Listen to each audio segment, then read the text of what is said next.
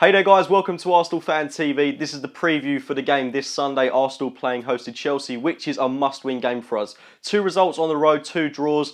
Not the worst of results, I guess you could say, but it's important that we get back to winning ways in this home fixture against Chelsea in what is arguably their worst season in the Barclays Premier League in recent years. Under new manager Gus Hiddink, bringing a new style of football to this Chelsea side. I don't think it would have made too much of a difference, even if Jose Mourinho was still in charge of this Chelsea side. I would still expect a rather drab style of football from Chelsea, but when they're playing under Hiddink, I am expecting a different, revolutionised Chelsea side to come and play against us in a more exciting manner of football, which hasn't really been adopted by Jose Mourinho when they played us in the past. Boring 0-0 draws is what's typically been associated with Chelsea when we have played them at home. But they need a win just as much as we do in this game, which is why I'm expecting a more expansive and open style of football from Chelsea. They've got very dangerous players in their side, let's not forget that, albeit they've been terrible this season by Chelsea standards. They've still got players in their side like Eden Hazard, who's returned to their starting 11 for this game supposedly, but he has been incredibly underwhelming. But it'd be typical if he played good football against us, so it goes without saying we've got to nullify the threat that he's had. Another player that has been outstanding for Chelsea this season, the real shining light for them, has been Willian. He's been phenomenal for them, played some exciting football,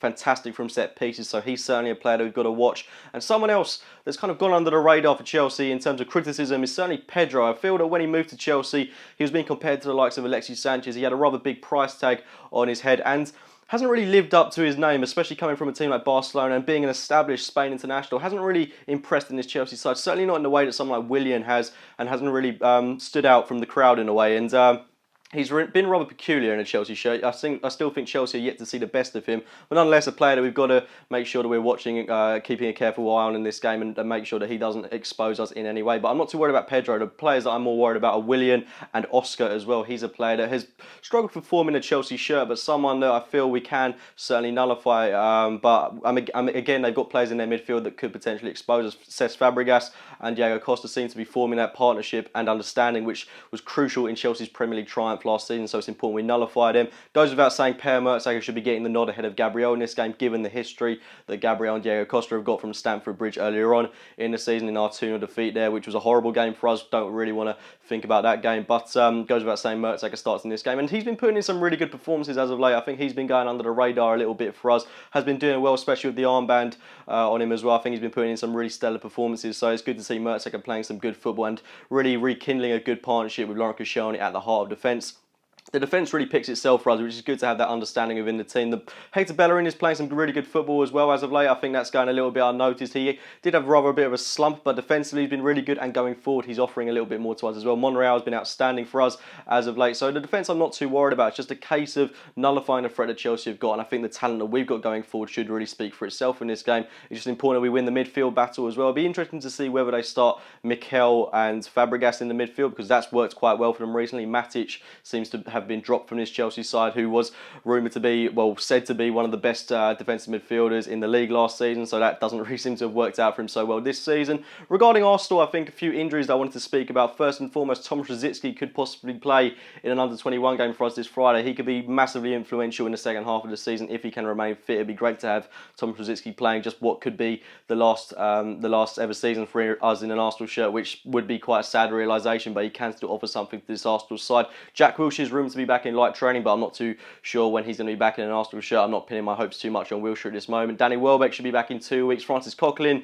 is the real major boost for us, who should be back in a few weeks' time. He's returned to full training, so it's great to see Francis Coquelin coming back. He will be so massively beneficial to this Arsenal side in the second half of the season. And again, another big piece of news is that Mesut Ozil and Alexis Sanchez should be fit for this game. I'm not too sure whether Alexis Sanchez will start the game. I fully expect Mesut Ozil to start the game, but it'd be great to see Sanchez in and around the squad. You could even argue that given Walcott's been so poor for us in recent weeks, it might be an idea to start Alexis Sanchez in this game, but if there is any chance of aggravating that injury that he's got, then I don't really want to see him in the starting 11, but it's up to the manager whether he starts this game. I personally think Walcott will start again on that left-hand side, but he's got a big chance to prove himself. He really turned up against Manchester City when we played them at home a couple of weeks ago. I'd hope he'd do the same against Chelsea. They're a team that he likes to play against, got a good goal record against him, so I hope he turns up in this game because we're really going to need him to. I don't think Chamberlain gets the nod in this game. I think Ozil reclaims his centre attacking midfield position. That goes without saying, I think. But the rest of the team picks itself pretty much. So that'd be Petr in goal, Hector Bellerin at right back, Per Mertesacker, Laurent Koscielny, Nacho Monreal, Matthew Flamini, Aaron Ramsey, Joel Campbell, Mesut Ozil, Theo Walcott, and Olivier Giroud. That team has been pretty much the starting 11 that we've seen so many times over the past couple of weeks. It is starting to get a little bit fatigued, but it is important that we go out there and give our all against this Chelsea side.